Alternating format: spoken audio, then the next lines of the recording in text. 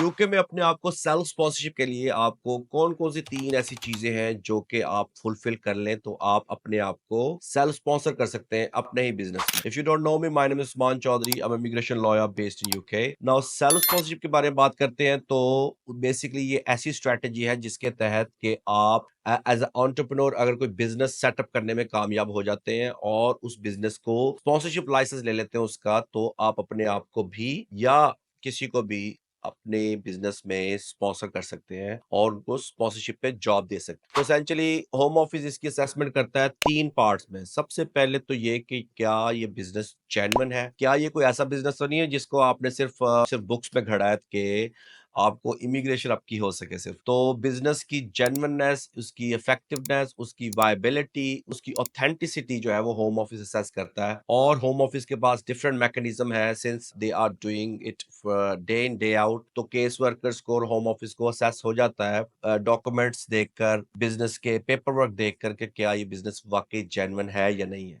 दूसरी इसमें सबसे मेन बात यह है कि क्या इस बिजनेस में कोई ऐसा जॉब क्रिएट होता है जो कि एलिजिबल ऑक्यूपेशन लिस्ट में है। सो बेसिकली होम ऑफिस ने एलिजिबल ऑक्यूपेशन लिस्ट दी हुई है होम ऑफिस की वेबसाइट पे, जिसमें उन्होंने कहा है कि ये सर्टेन जॉब्स हैं जो कि स्किल्ड वर्कर रूट पे एलिजिबल है और जो रह गई हैं वो नहीं है। सो फॉर एग्जांपल बहुत सारी जॉब जो है एलिजिबल ऑक्यूपेशन में है, जिसमें इंजीनियर्स के लिए, कंस्ट्रक्शन इंडस्ट्री में, हेल्थ केयर सेक्टर में और दूसरे जो ऑपरेशन सेक्टर है उसमें eligible job codes, eligible job description सारी की सारी होम ऑफिस से वजह की हुई है क्लियरली। तो क्या आपका बिजनेस जो है वो एलिजिबल ऑक्यूपेशन कोड के मुताबिक कोई जॉब क्रिएट कर सकता है कि नहीं कर सकता? अगर तो आपका बिजनेस जो है वो कोई ऐसा बिजनेस है जिसमें सिर्फ मीनियल जॉब्स या ऐसी जॉब जो कि एलिजिबल ऑक्यूपेशन में नहीं है, तो आप अपने आप को सेल्फ स्पॉन्सर नहीं कर सकते। लेकिन अगर आपका बिजनेस ऐसी कोई जॉब क्रिएट कर रहा है जो एलिजिबल जॉब कोड्स में अवेलेबल है, तो आप अपने आप को स्किल्ड वर्कर रूट पे सेल्फ स्पॉन्सर कर सकते हैं अपनी कंपनी में।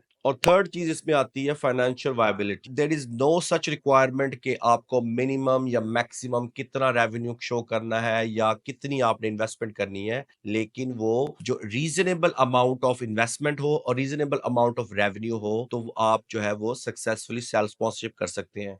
इस बारे में लोग बहुत सारे क्वेश्चंस करते हैं कि सर ये बताएं कि मिनिमम कितनी सेल हो या मिनिमम कितनी इन्वेस्टमेंट हो। तो there is no such criteria, लेकिन होम ऑफिस अपनी डिस्क्रेशन या अपने एक्सपीरियंस से जो उनको बहुत सारी एप्लीकेशंस होती हैं, तो वो उसकी जेन्युइननेस पे, उसकी वायबिलिटी पे होम ऑफिस के पास वाइडर डिस्क्रेशन है।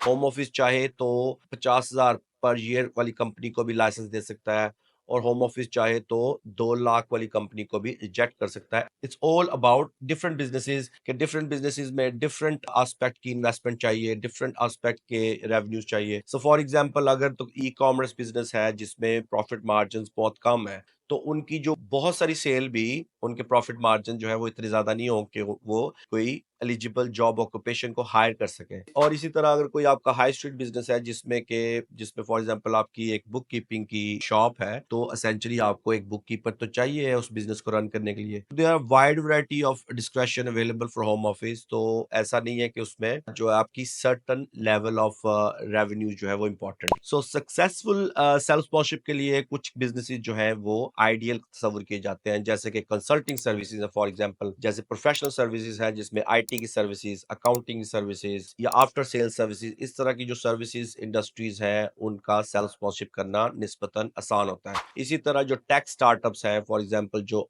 आईटी से रिलेटेड बिजनेसेस हैं, जो आईटी सर्विसेज प्रोवाइड करते हैं, जो सॉफ्टवेयर डेवलपमेंट करते हैं, जो वेबसाइट डेवलपमेंट करते हैं, ऐसे बिजनेसमैन जो है, ऐसे एंटरप्रेन्योर जो हैं, वो सेल्फ स्पॉन्सरशिप करने में निस्बतन उनके लिए ईजी होता है। इसी तरह हेल्थ केयर सेक्टर में, जैसे कि कोई क्लिनिक बनाया, किसी ने केयर होम बनाया है, या जो है वो कोई और हेल्थ से रिलेटेड कंसल्टिंग कंपनी बनाई है, they are quite good businesses for it.